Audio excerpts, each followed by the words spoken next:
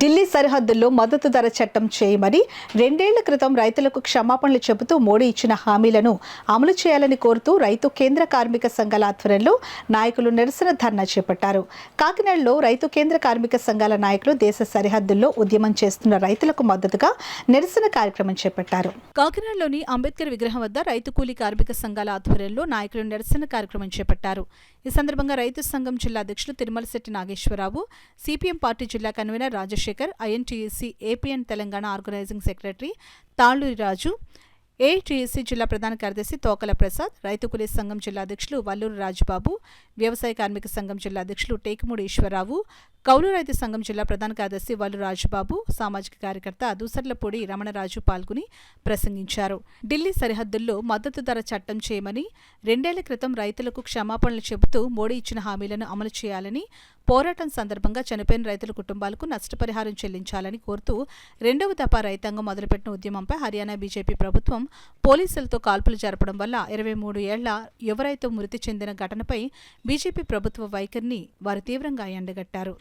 గత 2 సంవత్సరాల క్రితం భారతదేశంలో రైతులు చేసినటువంటి ఉద్యమానికి 700 మంది రైతులు అమరులైన తర్వాత ఈ నరహంతక బీజేపీ ప్రధానమంత్రి నరేంద్ర మోడీ రైతులకు క్షమాపణ చెప్పి రైతుల యొక్క సమస్యలు నేను పరిష్కరిస్తాను, నన్ను క్షమించండి, మద్దతు ధరిస్తానని చెప్పేసి ఆ రోజున హామీ ఇవ్వడం జరిగింది. భారతదేశ రైతాంగ ఉద్యమాన్ని ఉక్కుపాదంతో అణచివేసే చర్యలు జరుగుతూ ఉంటే ఉభయ తెలుగు రాష్ట్రాల్లో ఉన్నటువంటి వైఎస్ఆర్సీపీ కానీ, తెలుగుదేశం కానీ, జనసేన కానీ, బీఆర్ఎస్ కానీ రైతుల పక్షాన కనీస స్పందన లేకపోవడం అనేటువంటిది చాలా దారుణమైనటువంటి దురదృష్టమైనటువంటి విషయం. మరి రైతు లేకపోతే ప్రపంచమే లేదు. అంతరిక్షంలో ఎగబాకేటువంటి ఆరాటం తప్ప ఈ యొక్క రైతాంగం కోసం 10% కూడా కేంద్ర ప్రభుత్వం మరి వారికి అండగా నిలబడేటువంటి పరిస్థితులు లేకపోవడం పట్ల ఈ భారతదేశ ప్రజలు సమాజంలో తీవ్ర వ్యతిరేకతను వ్యక్తం చేస్తా ఉన్నారు. ఈ మరణించినటువంటి రైతుల కుటుంబాలకి ప్రతి ఒక్కరికి కూడా కేంద్ర ప్రభుత్వం 5 కోట్ల రూపాయల నష్టపరిహారం ఇవ్వాలనేటువంటి డిమాండ్ ప్రజల నుంచి వస్తున్నటువంటి విషయాన్ని ప్రభుత్వం గమనించాలి. రాబోయేటువంటి కాలంలో రైతులకు వ్యతిరేకంగా ఇదే ధోరణిలో కొనసాగితే చరిత్రహీనులుగా మిగిలిపోయేటువంటి దుస్థితి ఈ ప్రభుత్వం తెచ్చుకుంటుంది అనేటువంటి నాకర సత్యం. ఏదైతే మద్దతు ధర చట్టం ఉందో మద్దతు ధర చట్టం కల్పిస్తామని చట్టం చేస్తామని చెప్పేసి ఆయన ఇచ్చిన హామీనే అమలు చేయమని అడుగుతూ ఉన్నారు.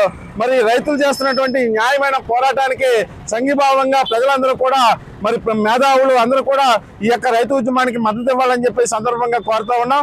కాబట్టి ఈ యొక్క రైతాంగ సమస్యలు ఏవైతే ఉన్నాయో ఈ సమస్యలు పరిష్కరించేంత వరకు కూడా ఈ పోరాటాన్ని ముందు కొనసాగిస్తామని చెప్పి సందర్భంగా తెలియజేస్తున్నాం. నా పేరు వల్లూరు రాజబాబు, ఆంధ్రప్రదేశ్ రైతు. అలాగే మరి ఏదైతే రైతులు పడే కష్టం చూసి రైతు యొక్క బాధలు చూసి రైతు యొక్క హామీలు చూసి ఆయన మరి మా యొక్క యువ నాయకులు మా యొక్క కాంగ్రెస్ పార్టీ అధినేత అయినటువంటి మరి రాహుల్ గాంధీ గారు పూర్తిగా మరి రైతులకు ఏదైతే మద్దతు ధర ఉందో అది ఇస్తామని చెప్పేసి కూడా హామీ పరిపాలన జరిగింది.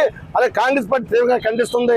మోడీ ప్రభుత్వం వచ్చే వరకు కూడా కాంగ్రెస్ పార్టీ వెన్నట్టు ఉంటుందని చెప్పేసి కార్మిక సంఘాల బుల్లెట్ల వర్షాన్ని, టియర్ గ్యాస్ ని కురిపించి ఒక యువ రైతు యొక్క ప్రాణాన్ని బలిగొన్నది. కాబట్టి ఈరోజు దేశవ్యాప్తంగా కార్మిక రైతు సంఘాలు నిరసన తెలియజేస్తా ఉన్నాం. బీజేపీ మోడీ ప్రభుత్వం ఈ విధానాలను విడనాడి తక్షణం మద్దతు ధరలని ప్రకటించాలి, రైతాంగానికి ఇచ్చిన హామీలను అమలు చేయాలని చెప్పి డిమాండ్ చేస్తూ జరుగుతున్నటువంటి ఆందోళనలో భవిష్యత్తులో ప్రజానీకం కూడా మద్దతు ఇవ్వాలని చెప్పి